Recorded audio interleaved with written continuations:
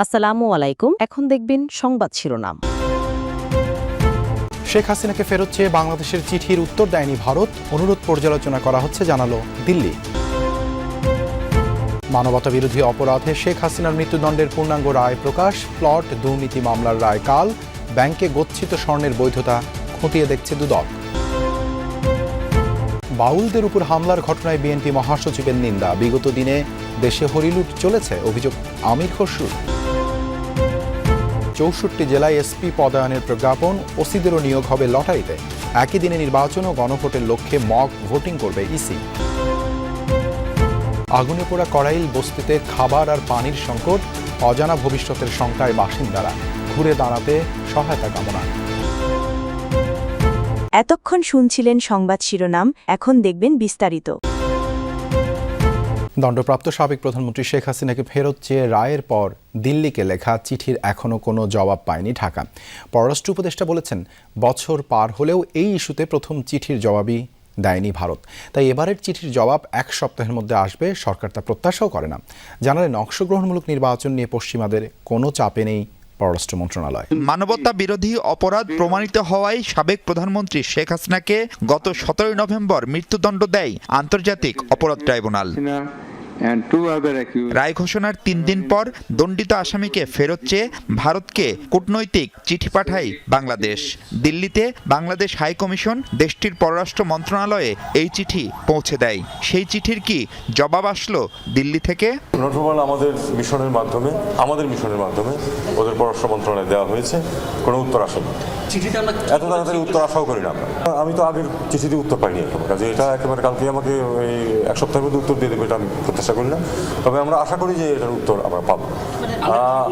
আমরা বলেছি যে যেহেতু তাকে বিচারে দোষী সাব্যস্ত করা হয়েছে, কাজেই তাকে যেন ফেরত দেওয়া। সম্প্রতি ঢাকা সফর করে কমনওয়েলথ মহাসচিব অংশগ্রহণমূলক নির্বাচনের তাগিদ দিয়ে গেছেন। একই রকম সুর ছিল ঢাকা সফরে আসা অন্যান্য পশ্চিমা দেশের নীতি নির্ধারকদের। এই ইস্যুতে কি চাপে আছে সরকার? আবার একই কথা, আমার উপর কোনো চাপ নেই। এরই মধ্যে ইউরোপীয় ইউনিয়ন ও কমনওয়েলথ সহ বেশ কিছু সংস্থা ও কয়েকটি দেশ ভোটে পর্যবেক্ষক পাঠানোর কথা জানিয়েছে। সেক্ষেত্রে ভারত নির্বাচন পর্যবেক্ষক পাঠালে তাতে কি অনুমতি দেবে অন্তর্বর্তী সরকার? জুলাই গণঅভ্যুত্থানে সংঘটিত মানবতা বিরোধী অপরাধে ক্ষমতাচ্যুত প্রধানমন্ত্রী শেখ হাসিনা ও সাবেক স্বরাষ্ট্রমন্ত্রী আসাদুজ্জামান খান কামালের মৃত্যুদণ্ডের পূর্ণাঙ্গ রায় প্রকাশিত হয়েছে। বিকেলে তাদের মৃত্যুদণ্ডের পূর্ণাঙ্গ রায় প্রকাশ করা হয়। ফলে আজ থেকে আগামী 30 দিনের মধ্যে আপিল করতে হবে শেখ হাসিনা ও কামালকে। জুলাই অভ্যুত্থানে চলাকালে সংগঠিত মানবতা বিরোধী অপরাধের মামলায় গত 17 নভেম্বর শেখ হাসিনা ও সাবেক স্বরাষ্ট্রমন্ত্রী আসাদুজ্জামান খান কামালকে মৃত্যুদণ্ড দেন আন্তর্জাতিক অপরাধ ট্রাইব্যুনাল। মামলায় রাজসাক্ষী হওয়া সাবেক পুলিশ মহাপরিদর্শক চৌধুরী আবদুল্লাহ আল মামুনকে 5 বছরের কারাদণ্ড দেওয়া হয়। রায়ে শেখ হাসিনা ও কামালের দেশে থাকা সব সম্পত্তি বাজেয়াপ্তের নির্দেশও দেওয়া হয়। দুর্নীতি করে প্লট নেয়ার অভিযোগে শেখ হাসিনার বিরুদ্ধে মামলার রায় হবে আগামীকাল বৃহস্পতিবার। একই দিন সজীব ওয়াজেদ জয় ও সাইমা ওয়াজেদের নামে প্লট দুর্নীতি মামলারও রায় হবে। এই দুটি মামলাতেও আসামি করা হয়েছে শেখ হাসিনাকে।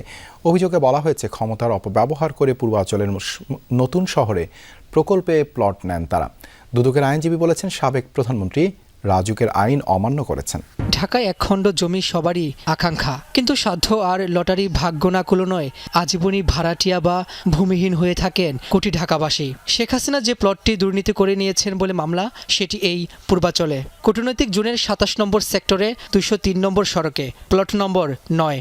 রাজুক অন্যদের বেলায় ঢাকঢোল পিটিয়ে বরাদ্দ দিলেও সাবেক প্রধানমন্ত্রীর ক্ষেত্রে কাজটি করা হয়েছে বেশ গোপনে 2022 সালে। অভিযোগে এমনটি বলেছেন দুদকের তদন্তকারী কর্মকর্তা। 2024-এর 5 আগস্টের পর গোপন অনেক কিছুর মতোই এই প্লটের খবরও বেরিয়ে আসে প্রকাশ্যে। প্রাথমিক অনুসন্ধানের পর জানুয়ারিতে শেখ হাসিনার বিরুদ্ধে মামলা করে দুদক। অভিযোগ, তিনি সরকারি কর্মচারী হিসেবে ক্ষমতার অপব্যবহার ও অপরাধজনক বিশ্বাসভঙ্গ করেছেন। পূর্বাচলের 10 কাঠা আয়তনের অতি মূল্যবান প্লটটি নিজের নামে বরাদ্দ নিয়েছেন অবৈধভাবে। সাবেক প্রধানমন্ত্রী শেখ হাসিনা ও পরিবারের নামে অগ্রণী ব্যাংকের ভল্টে পাওয়া 832 ভরি স্বর্ণের বৈধতা খতিয়ে দেখছে দুদক। যাচাই করেছে 2 ভল্টে থাকা শেখ হাসিনা, শেখ রেহানা ও সাইমা ওয়াজেদের নামে কত ভরি স্বর্ণ আছে। সংস্থাটির মহাপরিচালক বলেন, স্বর্ণের মূল্য নির্ধারণ শেষে সংশ্লিষ্ট ব্যক্তিদের মালিকানা ও আইনগত দায় নিরূপণ করা হবে। করাইল বস্তিতে অগ্নিকাণ্ডের সুষ্ঠু তদন্ত দাবি করেছেন বিএনপি মহাসচিব মির্জা ফখরুল ইসলাম আলমগীর। ভুক্তভোগীদের ক্ষতিপূরণ দিতে সরকারের প্রতি আহ্বান জানান তিনি। ঠাকুরগাঁয়ে এক অনুষ্ঠানে বাউলদের উপর হামলার ঘটনায় উগ্র ও ধর্মান্ধদের দায়ী করেন বিএনপি মহাসচিব। আলাদা অনুষ্ঠানে দলটির স্থায়ী কমিটির সদস্য আমির খসরু মাহমুদ চৌধুরী বলেন, বিগত দিনে ব্যাংক, বিমা খাতে হরিলুট চলেছে। আগামীতে জবাবদিহিতার আওতায় আসবে সব আর্থিক খাত। মঙ্গলবার সন্ধ্যায় করাইল বস্তিতে লাগে এই যাবৎকালের সবচেয়ে ভয়াবহ আগুন। পুড়ে ছাই হয়ে যায় শত শত ঘরবাড়ি।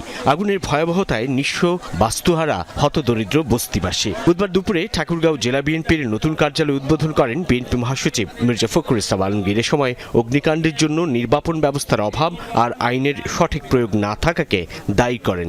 আহ্বান জানান ভুক্তভোগীদের ক্ষতিপূরণ দেয়ার। সরকার যেন এদের ক্ষতিপূরণের ব্যবস্থা করেন এবং সুষ্ঠু তদন্তের মধ্য দিয়ে কাণ্ডের জন্য প্রকৃত ঘটনাকে বের করে যদি প্রকৃতপক্ষের কোনো ব্যক্তি দায়ী হয়ে থাকে তাহলে তাকে আইনের আওতায় নিয়ে আসে। এদিকে ঠাকুরগাঁওয়ে বিএনপি মহাসচিবের নিজ নির্বাচনী এলাকায় বাউল আবুল সরকারের মুক্তির দাবিতে আয়োজিত প্রতিবাদ সমাবেশে হামলার ঘটনা ঘটে। এই ধরনের হামলায় জড়িতদের সুষ্ঠু বিচারের দাবি জানান মির্জা ফখরুল। তাদের উপর আপনাদের একটা ধর্মান্ধদের হামলা বলে এটা সঠিক নয়। এই ধরনের হিংসার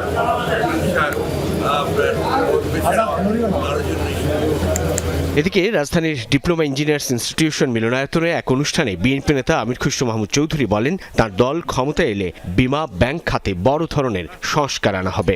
যেখানে সমস্ত দেশের অর্থনৈতিক উন্নয়ন জড়িত, সেখানে যদি আপনি দলীয় বিবেচনায় এসব কাজ করেন তাহলে সেই অর্থনীতি তো টিকে থাকতে পারে না, যেটা আজকে আমরা দেখতে পাচ্ছি। জবাবদিহিতা ফিরিয়ে আনতে হবে। যেমন সরকারের জবাবদিহিতা ফিরিয়ে আনতে হবে, নির্বাচিত সরকারের মাধ্যমে আপনার কোম্পানিগুলোতেও জবাবদিহিতা আনতে হবে।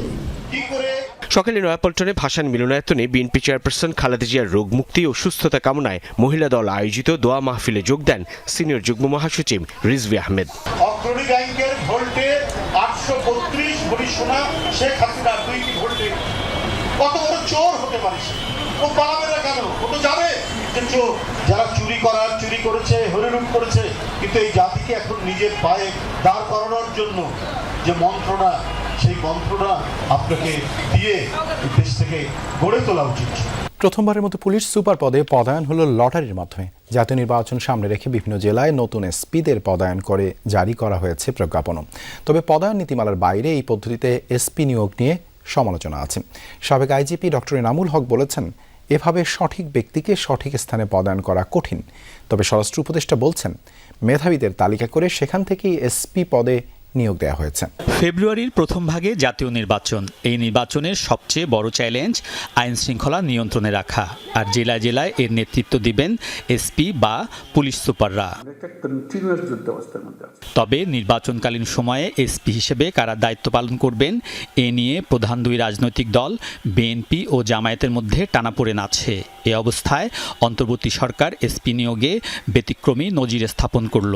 প্রথমবারের মতো এসপি নিয়োগ দিয়েছে লটারির মাধ্যমে। প্রধান উপদেষ্টার বাসভবন যমুনায় 24 নভেম্বর অনুষ্ঠিত সেই লটারির ফল অনুযায়ী বুধবার নতুন এসপিদের পদায়ন করে জারি করা হয়েছে প্রজ্ঞাপনও।